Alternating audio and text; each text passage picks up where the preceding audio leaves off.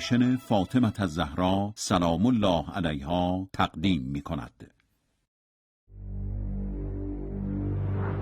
نیتشون عوض نشد. دستکش مخملی روی پنجه چودنی کشیده باشید و دستتون رو دراز کنید، ما دستمون رو دراز نمی کنیم. لبخند و روی خوش تاکتیکی بچه ها رو فقط فریب میده. یک ملت بزرگ با این تجربه، مسئولین برگزیده یک چنین ملت اگر فریب بخورن خیلی باید ساده لوح باشن.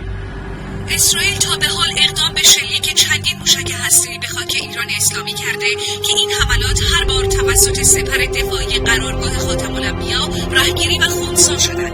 سازمان ملل در اقدامی معنادار ایران را دعوت به خویشتن‌داری کرده، اما اقدام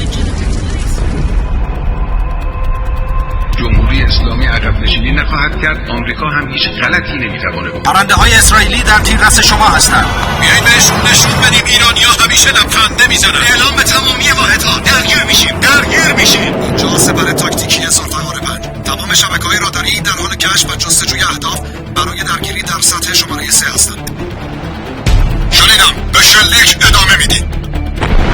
تمامی واحدها آماده درگیری هستند.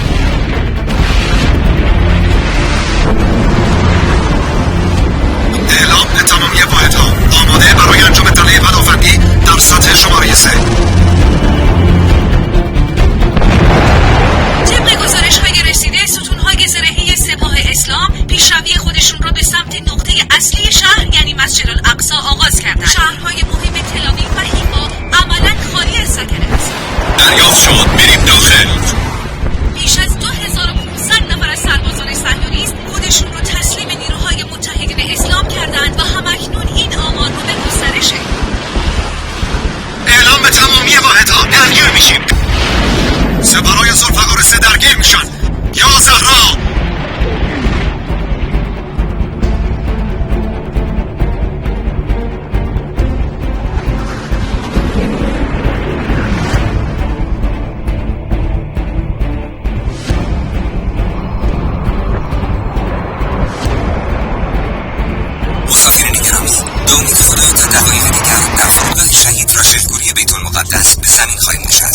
جمهوری اسلامی دنبال استقلال خودشه، دنبال آزادی خودشه. اینا حقوق این ملته.